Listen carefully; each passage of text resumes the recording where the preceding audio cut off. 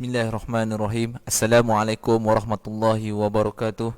Allahumma salli ala Sayyidina Muhammad wa ala Sayyidina Muhammad. Ashhadu an la ilaha illallah wa ashhadu anna Muhammadar Rasulullah. Alhamdulillah, terima kasih saya ucapkan kepada semua penonton program Wakaf Quran Malaysia hari ini di kuliah awal, di Facebook page Wakaf Quran Malaysia dan Instagram Wakaf Quran Malaysia. Alhamdulillah, saya ucapkan terima kasih kerana sudi sedia menonton kuliah awal bersama-sama dengan program Wakaf Quran Malaysia di hari Khamis petang 13 Januari 2021. Alhamdulillah, kita mulakan majlis hari ini dengan bacaan Al-Fatihah. Kita hadiahkan bacaan Fatihah kali ini kepada junjungan besar Nabi Muhammad SAW, isteri-isteri baginda, anak-anak baginda, cucunda baginda, sahabat-sahabat, para soleh, para alim ulama, para pemimpin, jiran, tetangga, kawan-kawan, sahabat handai kita, ahli keluarga kita dan arwah yang telah pergi meninggalkan kita. Bismillahirrahmanirrahim. Fatihah.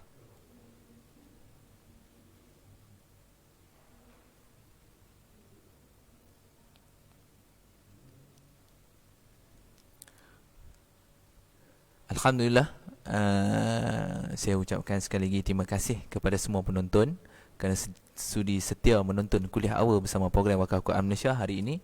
Dan seperti sedia maklum, kuliah awal kita minggu ini membawakan penceramah istimewa kita, iaitu Maulana Ustaz Ali. Alhamdulillah, terima kasih Ustaz Ali sekali lagi kerana sudi bersama-sama dengan kita dalam kuliah awal. Selamat datang Ustaz. Ustaz sihat hari ini?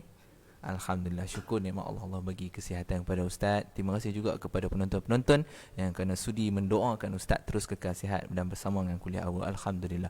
Baik, untuk makluman kepada tuan-tuan dan puan-puan yang ketika ini sedang menonton di rumah, sila ambil masa, sila ambil tempat, rehatkan diri, ambil peluang di waktu kami petang ini untuk bersama dengan keluarga menonton kuliah awal. Iaitu hari ini kita akan membawakan satu tajuk yang sangat-sangat penting, yang saya rasa bila saya menerima tajuknya pada hari semalam, wow, saya rasa sangat-sangat ini satu tajuk yang menggerunkan, yang sebenarnya kita dah kena ambil tahu dan kita kena ambil tindakan pada diri dan keluarga kita bila kita menerima ilmu ini hari ini, insya-Allah.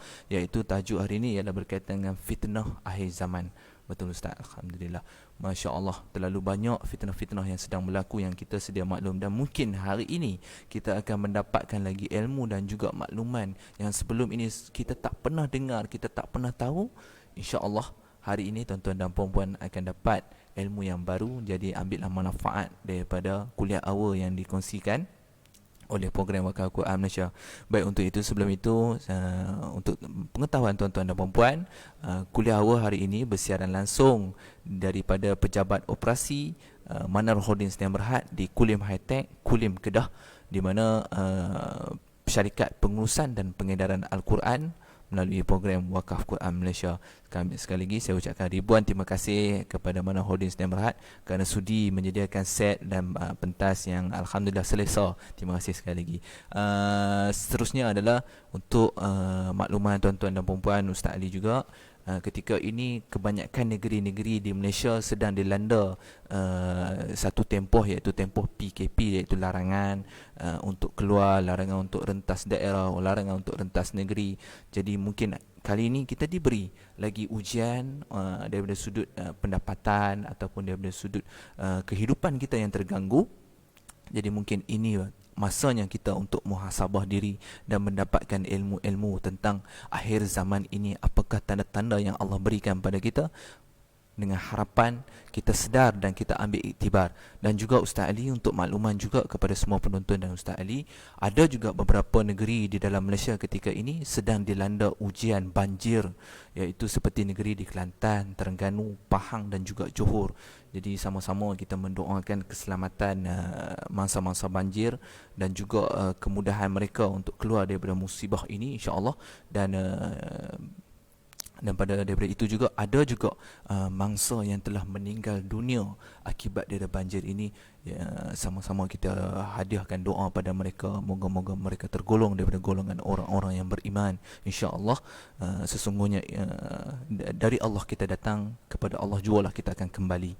Dan insya-Allah hari ini kita akan meneruskan program kuliah awal bersama dengan Ustaz Ali sebentar lagi. Tetapi sebelum itu saya akan mula update tentang apakah program-program terkini yang dianjurkan oleh program Wakaf Quran Malaysia ataupun akan dikenali selepas ini sebagai wakafquran.my. Pada tahun 2021 kita ada beberapa program Ustaz Ali, antaranya yang pertama-tama sekali atas faktor keprihatinan syarikat Manar Holding dan juga pengurusan program Wakaf Quran.my ke atas mangsa-mangsa banjir yang ketika ini di Pahang, di Kelantan, di Terengganu, Johor apa semua. InsyaAllah pihak pengurusan akan melancarkan misi bantuan bencana banjir 2021, di mana dalam misi ini syarikat bertujuan untuk menghulurkan bantuan berupa Al-Quran baru dan sempurna, dikhususkan, ditujukan insya-Allah dia akan disampaikan kepada pusat-pusat pendidikan dan juga madrasah-madrasah ataupun tahfiz sekitar negeri Pahang dahulu buat fasa yang pertama insya-Allah. Dan mengikut jumlah yang saya terima makluman, syarikat mensasarkan insya-Allah menghantar lebih kurang 10,000 naskah Al-Quran untuk bantuan edaran Quran percuma ini kepada mangsa-mangsa banjir di Pahang dahulu. Dalam masa terdekat insya-Allah pihak pengurusan sedang berusaha keras untuk menghubungi jabatan-jabatan dan juga pihak yang berkuasa di Pahang untuk menyalurkan sumbangan dengan segera. Dengan apa? Dengan bantuan ini insya-Allah Ustaz, bila mana selesai banjir besok ataupun bila sekolah mula nak buka, pelajar-pelajar terpaksa akan kembali ke sekolah, mereka memiliki naskah Al-Quran yang baru dan sempurna dan yang boleh dipakai insya-Allah.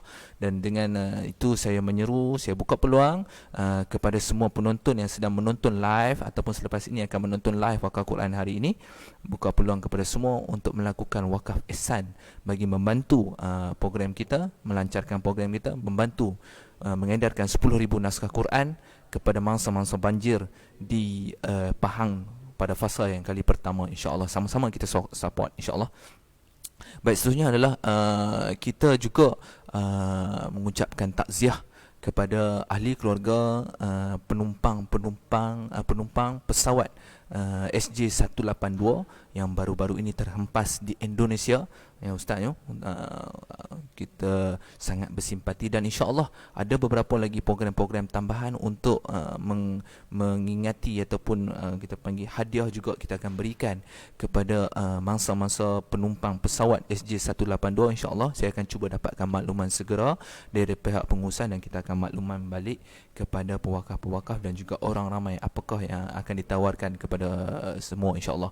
Baik, untuk makluman Ustaz Ali dan juga penonton, Manar Holding Sdn Bhd telah pun mewakafkan 10 naskah Al-Quran ke atas mangsa banjir yang telah meninggal dunia akibat daripada banjir daripada Kelantan, Terengganu, Pahang dan juga Johor ini. Kita telah mendapatkan makluman daripada berita Astro Awani. Kita telah menerima ada lebih kurang 10 senarai nama arwah yang telah meninggal, mangsa yang telah meninggal, dan kita telah pun mewakafkan 10 naskah Al-Quran dan insya-Allah kita buka peluang ini kepada orang ramai, komuniti Wakaf Quran.my ataupun orang ramai yang ketika ini sedang menonton dan juga mendapat makluman di mana kita akan membuka peluang wakaf ihsan orang ramai untuk mewakafkan Quran ke atas nama 10 nama ini, yang 10 nama mangsa-mangsa banjir ini yang telah meninggal dunia, dan kita akan buka peluang ini untuk orang ramai mewakaf sehingga pada besok hari sahaja, iaitu Jumaat 15 Januari, dan selepas itu kita akan tutup. Terpulang kepada tuan-tuan dan puan-puan, ikut budi bicara tuan-tuan dan puan-puan untuk mewakafkan seberapa banyak naskah Al-Quran yang tuan-tuan mampu ataupun sanggup ke atas arwah-arwah yang telah meninggal dunia akibat mangsa banjir 2021. Baik, untuk makluman tuan-tuan dan puan-puan juga, pada tahun 2021 ini program Wakaf Quran.my mensasarkan lebih 100,000 naskah Al-Quran untuk edaran sepanjang tahun, dan insya-Allah pihak pengurusan Wakaf Quran.my juga telah menyediakan beberapa rancangan untuk membuat edaran ke seluruh Malaysia, ke pusat-pusat pendidikan dan juga madrasah tahfiz yang benar-benar memerlukan. Jadi saya menyeru sekali lagi kepada semua yang ketika ini sedang menonton, terus menyokong dan memberi sokongan kepada program Wakaf Quran.my untuk melancarkan lagi misi kita. Yang pertama-tama kali adalah misi bantuan bencana banjir 2021, dan untuk makluman Ustaz Ali dan penonton, pihak pengurusan telah menyediakan satu VT Jadi saya menjemput tuan-tuan dan puan untuk menonton VT dahulu sebelum saya menyerahkan sesi live hari ini untuk kuliah awal bersama dengan Maulana Ustaz Ali bertajuk Fitnah Akhir Zaman. Selamat menonton. Assalamualaikum warahmatullahi wabarakatuh. Tuan-tuan dan puan yang saya kasih sekalian, inna lillahi wa inna ilaihi raji'un. Alhamdulillah, kita telah melalui fasa yang sangat mencabar dan kita telah melihat bencana yang berlaku di beberapa buah negeri, iaitu negeri Pahang, Kelantan dan juga Johor. Masya Allah tuan-tuan dan puan, kita telah melihat sebanyak 10 orang yang telah menjadi bangsa dan juga telah meninggalkan kita masa banjir, iaitu sebanyak 10 orang, iaitu almarhum Halijah Majid, Zulkarnain Hitam, Iqmal Hakimi Hasan, Muhammad Rajahan Muhammad Junaidi, Rozi Umar, Ishraf Muhammad dan banyak lagi, sebanyak 10 orang yang telah terkorban dalam bencana yang berlaku ini. Jadi tuan-tuan dan puan-puan, kami di Wakaf Quran.my telah melancarkan wakaf ihsan, iaitu tuan-tuan dan puan-puan yang berminat untuk bersama-sama dengan Wakaf Quran.my yang mana kita akan hantar sebanyak 10,000 naskah Al-Quran ke kawasan-kawasan yang terkena dengan banjir, dan kita membuka peluang kepada tuan-tuan dan puan-puan bagi sesiapa yang ingin mewakafkan Al-Quran atas nama arwah-arwah yang saya sebutkan nama tadi, bolehlah menghubungi dengan pihak pegawai Wakaf Quran.my. Di sini ada beberapa naskah Al-Quran yang telah Menang Holding Samarhat wakafkan buat nama-nama arwah, iaitu tuan-tuan dan puan boleh lihat juga nama-nama almarhum Muhammad Rajahan dan Muhammad Junaidi dan banyak lagi nama-nama 10 orang yang telah terkorban. Maka kita, ini sebagai hadiah, sebagai penghargaan kita kepada almarhum. Jadi tuan-tuan dan puan, dengan ini sempena misi bantuan banjir 2021 yang mana kita akan hantar sebanyak 10,000 naskah Al-Quran ke negeri Pahang. Kita buka peluang untuk tuan-tuan dan puan melakukan wakaf di atas nama korban masa banjir ini sehingga 15 hari bulan 1 2021. Tetapi kutipan gerakan untuk kita mencukupkan sebanyak 10,000 naskah Al-Quran diteruskan, insya-Allah. Tuan-tuan dan puan yang berminat untuk bersama-sama dengan kami melancarkan atau menggerakkan usaha 10,000 naskah ini untuk kita edarkan ke sekolah-sekolah yang terlibat dalam banjir, bolehlah bersama-sama dengan kami menghubungi pegawai wakaf kami ataupun melayani website kami di www.wakafquran.my. Ini adalah ujian dan peluang untuk kita semua bersama-sama menyokong dan juga membuat amal kebajikan, amal jariah. Semoga Allah Subhanahu Wa Taala terima amalan kita, terima niat ikhlas kita, insya-Allah, dan marilah bersama-sama dengan misi Wakaf Quran.my dan dalam misi bantuan bencana banjir 2021 ini. Terima kasih saya ucapkan, jazakumullah khair. Sekian, wassalamualaikum warahmatullahi wabarakatuh.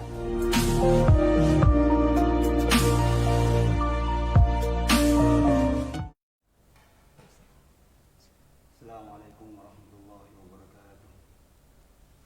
Bismillahirrahmanirrahim. Nahmaduhu wa nusalli wa nusallimu ala rasulihil karim wa ala alihi wa ashabihi ajma'in. Amma ba'd. Faqad qala Allah ta'ala fi kitabihil karim, la in syakartum la azidannakum wa la in kafartum inna adabi lasyadid. Wa qala nabiyyuna Muhammadin sallallahu alaihi wasallam, man salaka tariqan yaltamisu fihi ilman sahalallahu lahu tariqan ila al-jannah atau kama jaa fil hadis. Hadirin tuan-tuan, puan-puan, para mustami'il kiram, pendengar yang dimuliakan oleh Allah Subhanahu wa taala. Yang pertama dan utama, tidak ada kata yang lebih pantas yang keluar daripada lisan kita melainkan kita bersyukur kepada Allah Subhanahu wa taala. Karena begitu banyak nikmat-nikmat, kebaikan-kebaikan yang telah Allah berikan kepada kita. Allah berfirman, "Wa in ta'uddu ni'matallahi la tuhsuha."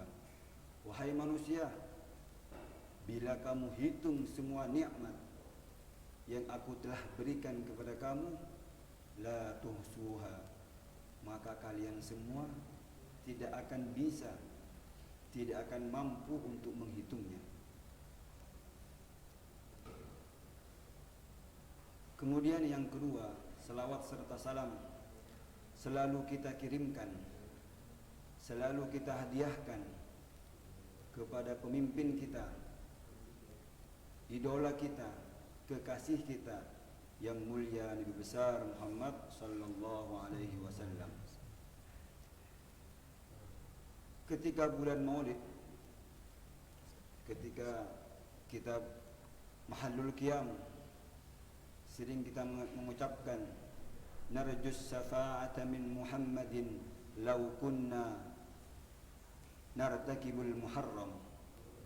Narjus syafa'ata min Muhammadin, sungguh saya ini mengharap, meminta syafaat, pertolongan Rasulullah sallallahu alaihi wasallam kelak di yaumil qiyamah. Law kunna nartakibul muharram, walaupun saya ini sering hari-hari tanpa waktu selalu buat dosa kepada Allah Subhanahu wa taala. Karena nanti kelak di yaumil qiyamah, di padang mahsyar, cuma ada dua perkara saja yang hanya membantu, yang bisa menolong kita. Yang pertama Al-Quran, yang kedua baginda Rasulullah sallallahu alaihi wasallam. Maka cara bersyukurnya kepada Rasulullah selalu kita membaca salawat kepada beliau. Diterangkan di dalam kitab An-Nubdah, diterangkan dalam kitab An-Nubdah yang bunyinya, idza kunta fi amrin wadikta bihamlihi wa asbahta fi usrin wa amsayta bil faraji fasalli ala Muhammadin min ali Hashim katsiran fa inna Allah ya'tika bil faraji. Bila kita ini mendapat satu permasalahan, mendapat satu kesulitan, baik kesulitan keluarga, kesulitan dunia, keuangan kita, pekerjaan kita, solusinya, kuncinya berbanyak membaca selawat. Fasalli ala Muhammadin min ali Hashim katsiran fa inna Allah ya'tika bil faraji. Kemudian selanjutnya kita bersyukur lagi kepada Allah Subhanahu wa taala. Allah Subhanahu wa taala masih gunakan kita, masih mudahkan kita, memudahkan langkah kaki kita untuk berkumpul dengan orang-orang soleh, untuk muzakarah ilmu agama, ilmunya Rasulullah sallallahu alaihi wasallam. Yang mana Nabi bersabda, man salaka tariqan yaltamisu fihi ilman sahhalallahu lahu tariqan ilal jannah.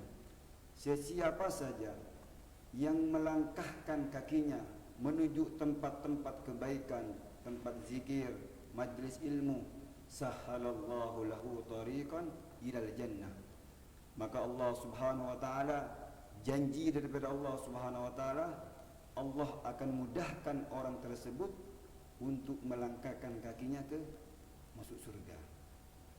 Ini termasuk fadilahnya orang yang mencari ilmu agama. Kemudian diterangkan dalam kitab Bidayatul Hidayah, terangkan dalam kitab Bidayatul Hidayah yang disusun oleh Al-Imam Al-Ghazali. Jadi orang mencari ilmu agama itu ada 3 tingkatan. Orang belajar ilmu agama Itu ada 3 tingkatan. Tingkatan yang pertama, orang yang mencari ilmu agama, orang yang belajar ilmu agama semata-mata hanya untuk bekal akhirat, untuk persiapan nanti di dalam kubur, di mahsyar, di sirat, sampai masuk ke dalam surganya Allah Subhanahu wa taala. Dan kelompok yang pertama inilah termasuk fahada minal faizin, termasuk hilqahnya, kelompoknya orang-orang yang belajar ilmu agama semata-mata niat mencari ridha Allah, persiapan akhirat. Maka orang seperti ini termasuk orang-orang yang beruntung. Kemudian yang kedua, orang yang mencari ilmu agama, orang yang belajar ilmu agama hanya untuk kepentingan dunia saja. Dia belajar ilmu agama hanya untuk kepentingan dunia saja, mencari pangkat, jabatan, kemasyhuran, dan lain-lain sebagainya. Maka kelompok seperti ini, orang seperti ini akan masuk fahada minal mukhatirin, orang-orang yang salah.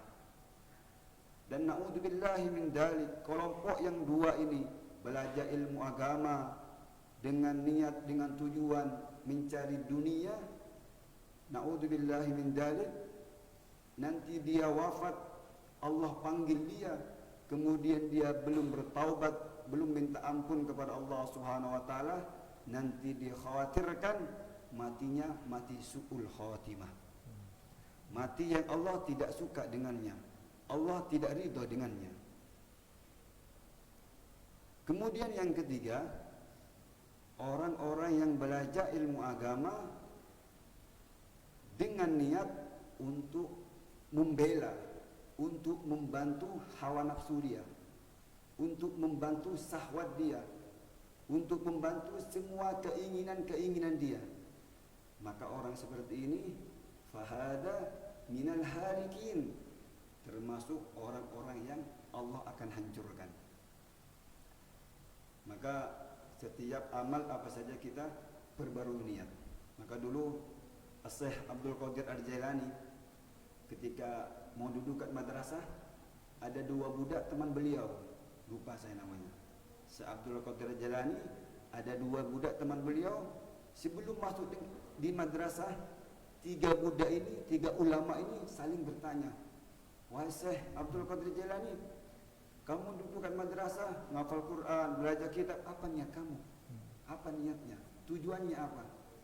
Maka kata beliau, saya belajar Quran, saya belajar kitab, saya duduk kat madrasah hanya semata-mata mencari ridha Allah Subhanahu wa taala. Kemudian orang yang kedua ditanya, kalau kamu apa tujuannya? Apa maksudnya? Apa niatnya? Maka orang yang kedua tadi mengatakan, saya belajar ilmu agama, saya ingin jadi orang yang kaya raya, banyak duitnya, rumahnya mewah, keretanya mewah dan lain sebagainya. Itu orang yang kedua, niat hanya untuk ingin jadi orang yang sukses dunianya, sehingga menjadi orang yang kaya raya. Maka orang yang ketiga, dia tidak ada niat sedikit pun, tidak niat mencari dunia dan tidak ada niat juga untuk akhirat. Maka 2 tahun, 3 tahun, 5 tahun, sampai selesai duduk di madrasah, semua balik ke rumahnya masing-masing. Balik, ternyata betul 3 orang ini berhasil sukses menurut apa yang dulu diniatkan.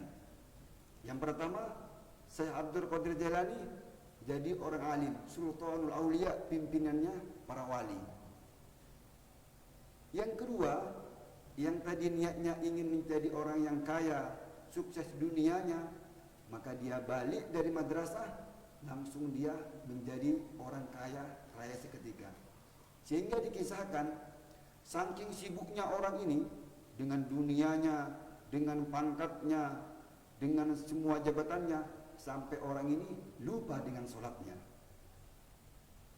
Sampai lupa dengan sholatnya.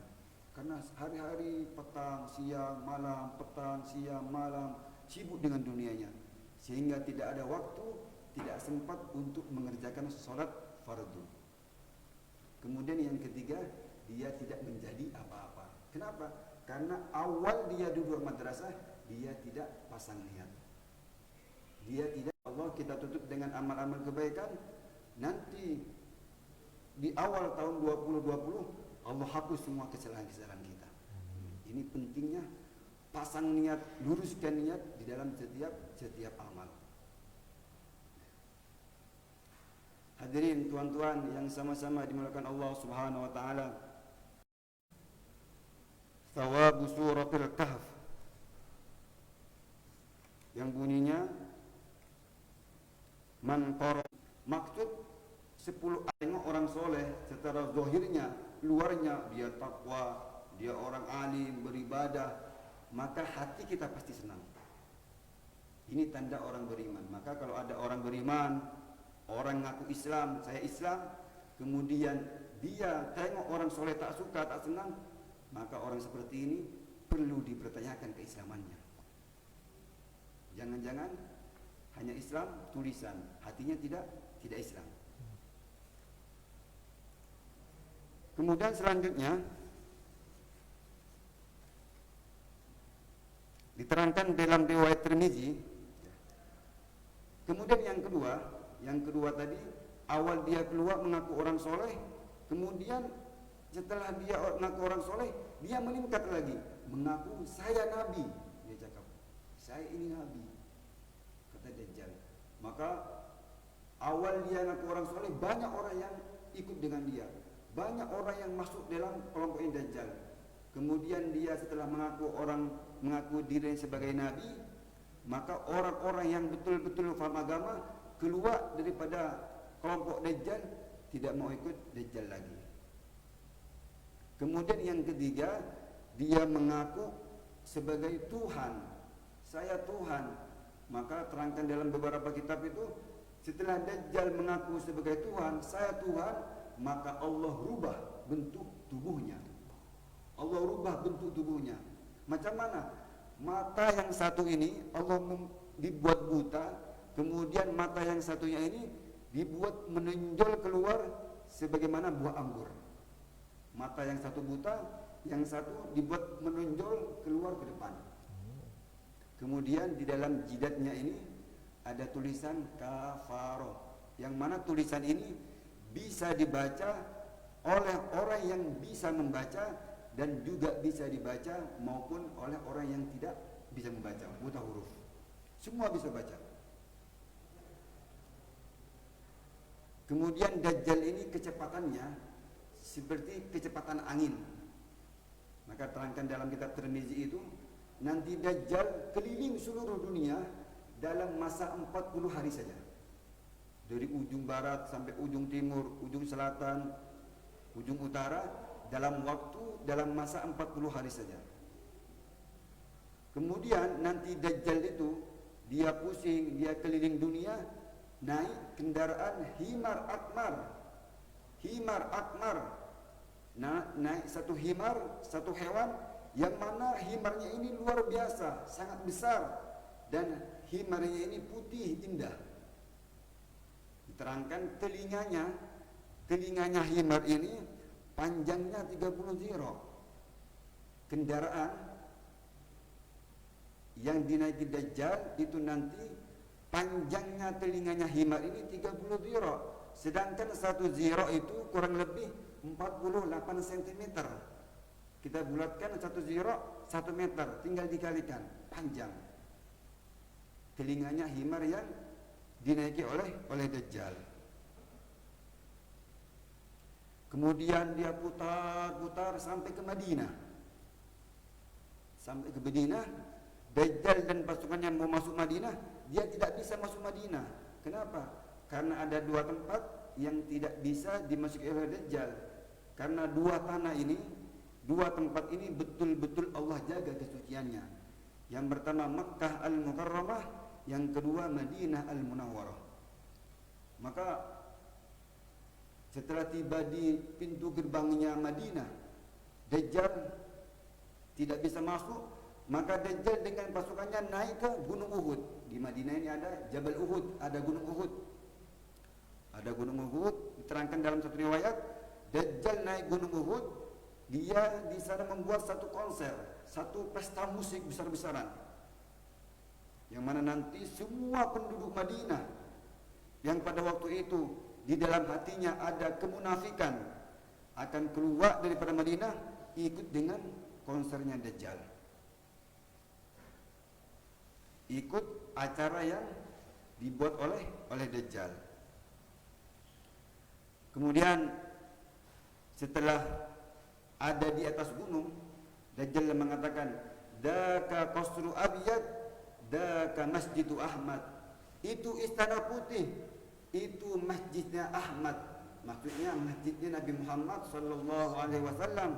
Dan ini satu mukjizat, satu kelebihan Rasulullah sallallahu alaihi wasallam. Dulu Madinah awal-awal itu atapnya, penutupnya dari pelepah kurma saja, dari daun kurma dan sebagainya. Kemudian lantainya ini dari batu dan kerikil-kerikil saja. Sedangkan kita tengok sekarang Madinah sudah seperti istana, putih indah. Berarti ini menandakan sudah akhir zaman dan tidak lama lagi Dajjal akan keluar daripada tempatnya. Maka lepas itu Allah Subhanahu wa taala menurunkan Nabi Allah Isa alaihi salam di Damaskus, di Menara Putih pada waktu itu. Nabi Isa turun sambil dibawa oleh dua malaikat. Dibawa oleh dua malaikat. Karena umat Islam pada waktu itu betul-betul tertekan. Semua tempat-tempat, kampung-kampung yang tidak mau ikut dengan Dajjal, maka tempat-tempat tersebut tidak ada air, tidak ada makanan, kering kerontang pada waktu itu. Merupakan satu ujian bagi umat Islam pada waktu itu. Tetapi orang-orang yang mau ikut dengan Dajjal menjadi kaya raya seketika. Maka ini merupakan satu ujian umat akhir zaman pada waktu itu. Kemudian Nabi Allah Isa turun yang dibawa oleh dua malaikat. Maka Nabi Allah Isa memberi iklan, memberi satu pengumuman kepada umat Islam pada waktu itu. Wahai seluruh manusia, Allah Subhanahu wa taala memberi 3 pilihan kepada kalian. Yang pertama, Allah Subhanahu wa taala akan tenggelamkan Dajjal dengan pasukannya. Kemudian pilihan yang kedua, Allah akan kirimkan azab siksa kepada Dajjal dan pasukannya. Kemudian pilihan yang ketiga, Allah Subhanahu wa taala akan membuat kalian semua menjadi kuat, menjadi hebat, sehingga kalian bisa membunuh Dajjal, bisa kejar Dajjal, bisa bantai Dajjal bersama-sama. Maka umat Islam pada waktu itu mengatakan, "Ya Nabi Allah Isa, daka asfa li sudurina." Wahai Nabi Allah Isa, kita semua ambil pilihan yang nomor 3.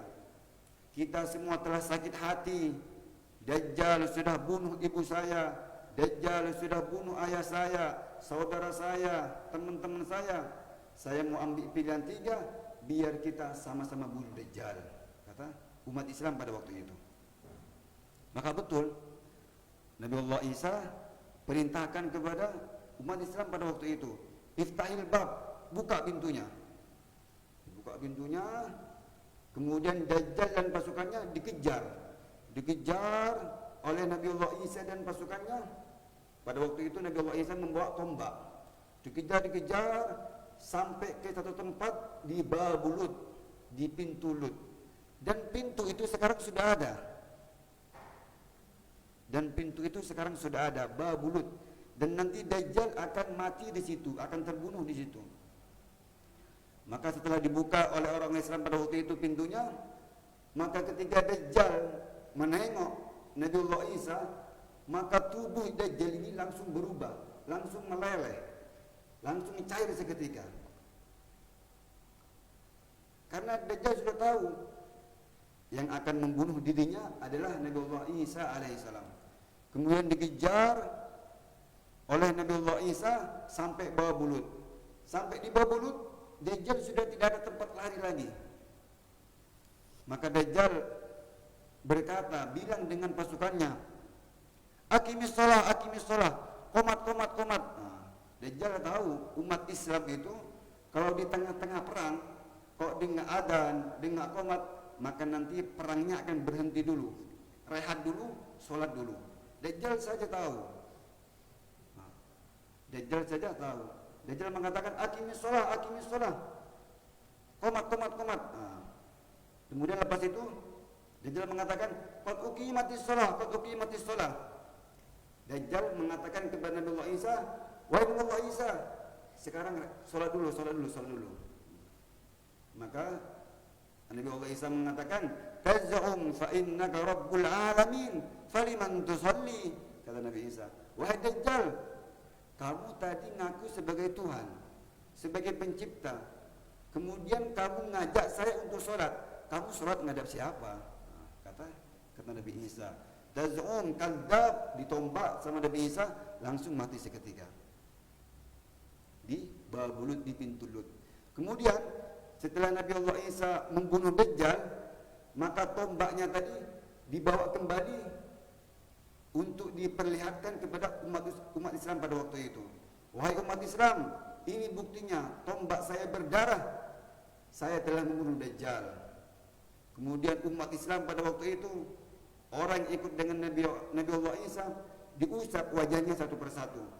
Kemudian oleh beliau dikasih tahu, nanti kamu di surga akan masuk surga ini, tingginya sekian, derajatnya sekian. Mereka masih duduk di dunia, tapi sudah tahu tempat tinggalnya di akhirat. Kemudian satu derajat dengan derajat yang lain itu ma bainad darajatain bainas sama'i wal ard.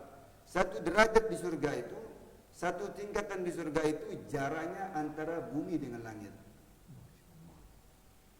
Lah kenapa mereka mendapat derajat yang tinggi, mendapat tempat yang tinggi? Karena mereka selalu menjaga asra ayatin min awwali surah Al-Kahf wa akhiriha. Selalu istiqomah menjaga, membaca fi yaumil jum'ah wa layaliha, malamnya atau siangnya membaca 10 ayat awal dan 10 ayat akhir daripada surat Al-Kahfi. Dan surat Al-Kahfi ini jumlah ayatnya ada 110 ayat. Ada 110 ayat. Maka lepas itu umat Islam menjadi jaya kembali, menjadi bahagia lagi. Kenapa? Karena Dajjal sudah dibunuh oleh Nabiullah Isa alaihissalam. Nah, ini cerita daripada Dajjal. Kemudian yang kedua, kita ambil hadis, kita terangkan mengenai Ya'juj wa Ma'juj.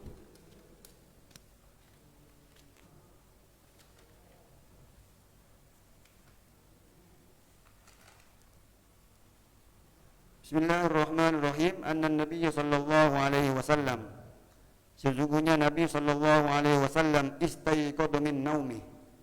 Nabi suatu hari bangun terkejut daripada tempat tidur beliau. Wa huwa yaqul, kemudian Nabi bangkit dari tempat tidurnya, langsung Nabi berkata, la ilaha illallah, tidak ada Tuhan yang berhak disembah illallah kecuali Allah. Wailul lil Arab, Nabi mengatakan wailul lil Arab, celaka, hancur bagi orang-orang Arab. Min sarrin wa qad iktarab, dari fitnah yang sudah dekat. Dari fitnah yang sudah dekat. Futihal yaum min ratmi Ya'juj wa Ma'juj misl hada. Pada hari ini benteng atau penutupnya Ya'juj Ma'juj telah terbuka. Maka penjelasan hadis ini agak panjang penjelasannya. Kita jelaskan. Yang pertama, maksud hadis ini, ulama mengatakan, sebagian ulama mengatakan maksud hadis ini hakiki apa majaz, betul apa kiasan saja. hakiki apa majaz. Ini betul apa cuma kiasan saja. Maka pendapat yang pertama betul bahwa sekarang itu temboknya atau penutupnya Ya'juj Ma'juj itu sudah terbuka. Kemudian yang kedua mengatakan, oh tidak, itu bukan hakiki. Maksud hadis ini bukan hakiki tapi majaz, hanya kiasan saja. Kenapa kok bisa dikatakan kiasan? Karena dari dulu temboknya Ya'juj Ma'juj itu sudah terbuka. Yang pertama bilang hakiki, yang kedua hanya majaz saja, hanya kiasan saja. Dan hadis ini Nabi mengatakan ini isyarah, ini tanda dulu bahwa sebentar lagi akan terbunuhnya Sayyidina Umar, Sayyidina Utsman, kemudian Sayyidina Husain, Sayyidina Hasan pada waktu itu. Ini isyarah kata Nabi akan terbunuhnya sahabat-sahabatku, kawan-kawan dekatku kata Rasulullah sallallahu alaihi wasallam. Kemudian itu yang pertama tadi hakiki, yang kedua majaz, kiasan saja. Kemudian Ya'juj wa Ma'juj itu siapa? Kita sekarang dengar Dajjal, sudah kita dengar tadi. Kemudian yang kita sering dengar Ya'juj Ma'juj, nanti akhir zaman akan muncul, akan keluar orang satu makhluk yang namanya Ya'juj Ma'juj. Siapa itu Ya'juj Ma'juj? Yaitu ada perbedaan ulama mengatakan. Ada ulama yang mengatakan bahwa Ya'juj Ma'juj itu adalah putranya Nabi Adam. Putranya Nabi Adam tapi tidak lewat Hawa. Nah, macam mana? Karena seharusnya seorang bayi itu lahir melalui seorang ibu. Nah, ini pendapat ulama mengatakan, pendapat utama Ya'juj Ma'juj itu putranya Nabi Adam tapi tidak melewati Hawa. Maksudnya macam mana? Maksudnya dulu Nabi Adam pernah ihtilam, pernah mimpi. Kemudian ayak kotorannya itu bercampur dengan tanah. Maka Allah ciptakan makhluk namanya Ya'juj wa Ma'juj. Ini pendapat yang pertama. Siapa itu Ya'juj Ma'juj? Pendapat utama mengatakan, sebagian ulama mengatakan ialah putranya Nabi Adam tapi tidak melalui proses dalam kandungan Siti Hawa. Suatu hari Nabi Adam ihtilam mimpi, kemudian ayak kotornya itu campur dengan tanah, campur dengan debu-debu, maka jadi makhluk yang namanya Ya'juj wa Ma'juj. Dan pendapat utama ini, pendapat yang pertama ini ditolak oleh semua ulama. Oh, itu salah. Pendapat yang pertama ini ditolak, tidak diterima oleh semua ulama. Kenapa? Dengan dalil, dengan alasan seluruh anbiya, seluruh para nabi, seluruh para rasul itu tidak pernah dalam hidupnya mimpi ihtilam. Tidak pernah. Berarti bertentangan. Tadi mengatakan yang pertama Ya'juj wa Ma'juj putranya Nabi Adam tapi tidak melewati Siti Hawa. Macam mana? Mimpi ayak kotornya itu bercampur dengan tanah. Allah buat makhluk namanya Ya'juj Ma'juj. Maka ditolak oleh semua ulama. Oh, ini salah. Dengan dalil seluruh anbiya, seluruh para nabi, para rasul, utusan Allah, kekasih Allah itu tidak pernah dalam hidupnya ihtilam. Tidak pernah mimpi ihtilam. Ini pendapat yang pertama. Kemudian pendapat yang kedua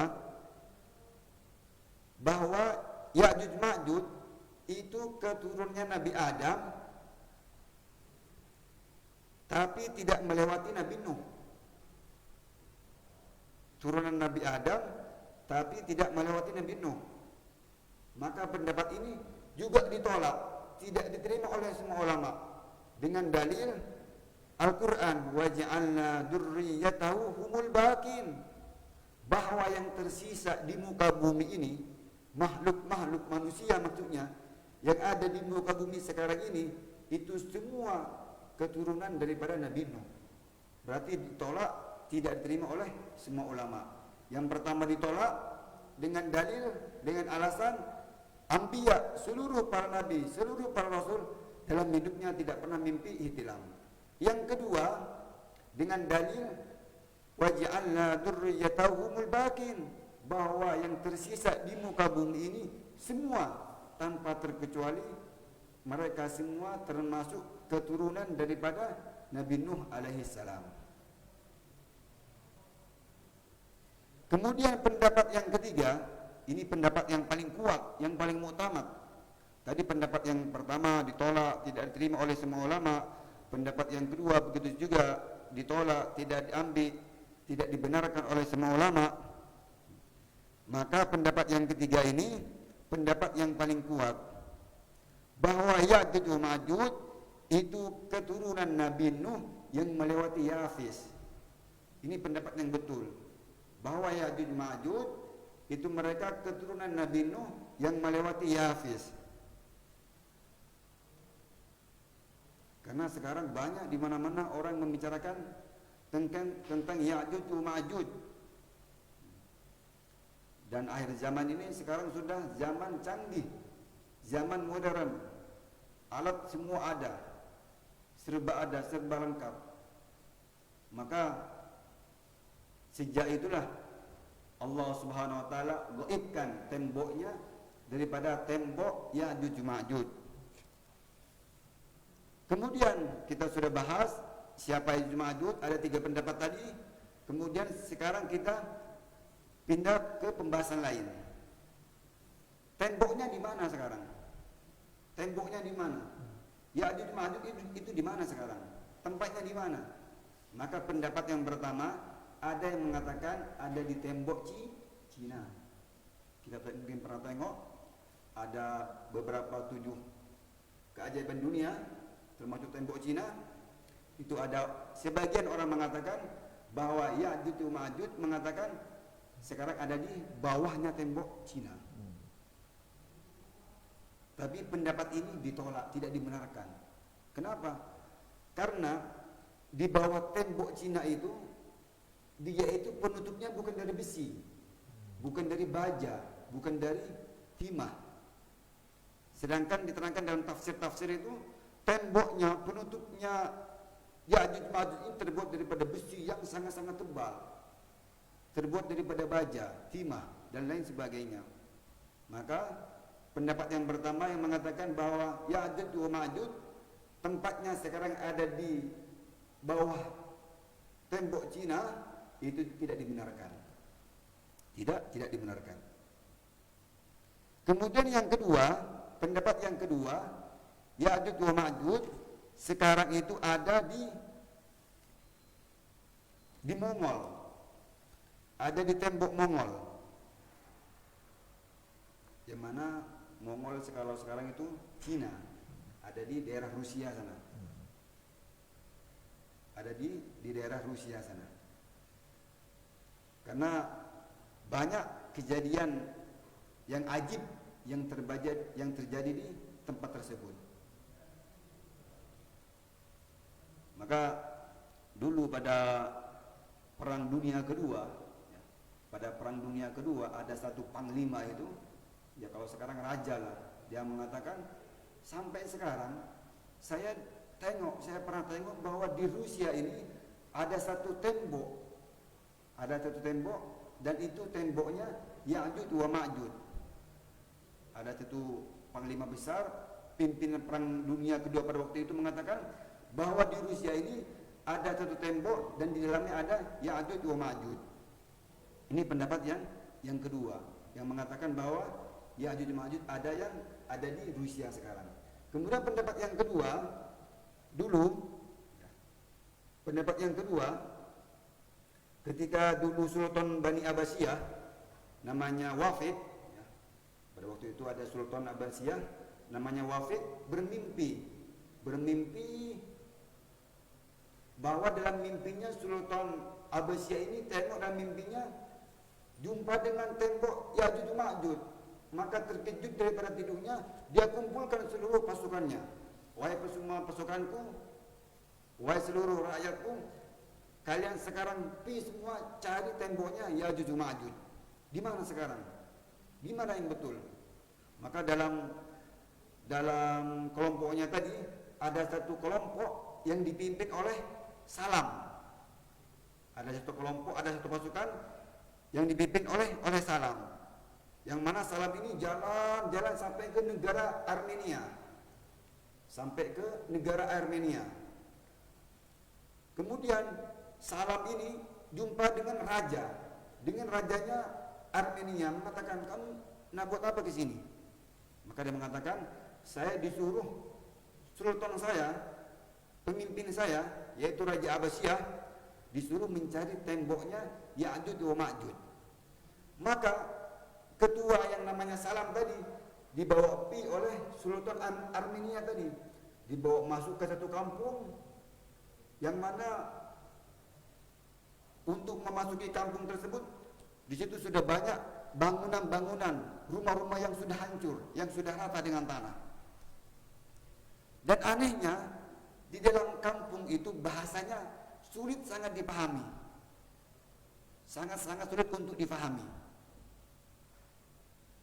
Sangat-sangat sulit untuk dipahami. Maka ditunjukkan setelah sampai ke tempat itu di sana ada satu pintu yang terbuat dari besi yang sangat tebal, dari baja, dari besi dan sebagainya. Maka Salam tadi mengatakan, "Betul ini tempatnya Ya'juj wa Ma'juj?" "Betul," katanya. "Mana buktinya?" "Buktinya hari-hari kerajaan kita ini," kata Raja Armenia tadi, "hari-hari saya dengan penduduk kampung ini setiap pagi saya pukul itu pintu.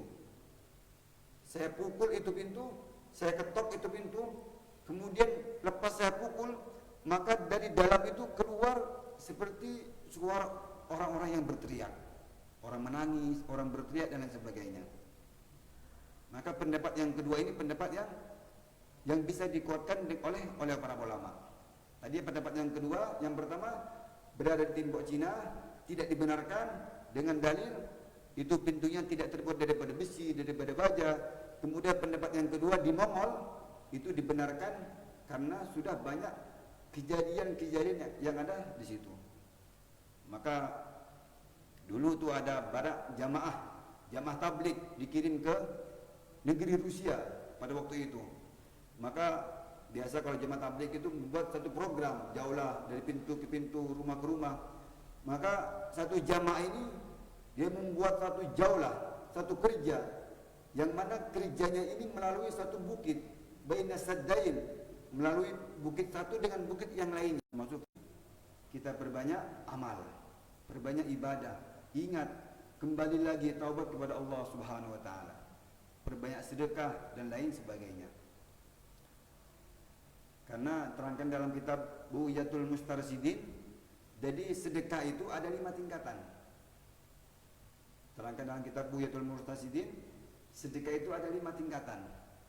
Hingga 100.000 kali sedekah kepada orang alim, bagi hadiah kepada orang alim, itu Allah lipat gandakan wa wahidatun bi tis'i mi'ati alfin, 900.000 kali. Ini tingkatan daripada sedekah. Terangkan dalam kitab Buyatul Mustarsidin yang disusun oleh Al-Imam Al-Ghazali hafizahullah taala. Dan semua amal itu kita kerjakan dengan ikhlas, ya, semata-mata untuk karena Allah Subhanahu wa taala. Macam awal yang kita terangkan tadi, mencari ilmu. Yang pertama niat untuk mencari ridha Allah, yang kedua untuk mencari dunia, yang ketiga untuk mencari membela hawa nafsunya. Sudah kita terangkan di awal tadi. Begitu juga dengan kita sedekah, dengan kita amal, dengan kita infak dan lain sebagainya, kita semata-mata untuk mencari ikhlas karena Allah Subhanahu wa taala. Nah, mungkin itu saja yang dapat kita sampaikan. Ada lebihnya datangnya dari Allah Subhanahu wa taala, ada kurangnya karena daripada kebodohan kita sendiri. Wabillahi taufiq wal hidayah. Assalamualaikum warahmatullahi wabarakatuh. Waalaikumsalam. Alhamdulillah, syukur atas pengkongsian daripada Ustaz Maulana Ustaz Ali sebentar lagi. Dan sebentar tadi bertajuk fitnah akhir zaman. Apa yang saya boleh kongsikan, Ustaz telah berpesan sebentar tadi, di mana kita ambil peluang hari ni hari Khamis, Esok insya-Allah kita akan bertemu dengan hari Jumaat. Jadi ada kelebihan yang telah Allah berikan tips pada kita bagaimana untuk menghindarkan diri kita dan keluarga kita daripada fitnah akhir zaman, terutama fitnah Dajjal, iaitu dengan membaca suratul Kahfi 10 ayat yang pertama dan 10 ayat yang terakhir, dan istiqamah mengamalkannya setiap hari, setiap masa insya-Allah, dengan harapan dan doa moga-moga kita dilindungi dan juga ahli keluarga kita dilindungi dari fitnah akhir Dajjal, fitnah akhir zaman, iaitu Dajjal. Kerana apa? Fitnah akhir zaman, Dajjal itu sendiri adalah salah satu-satunya fitnah yang sangat besar yang Allah ciptakan kepada kita, ujian ke atas manusia di atas muka bumi. Dan insya-Allah kita akan bersambung sebentar lagi. Jangan ke mana-mana.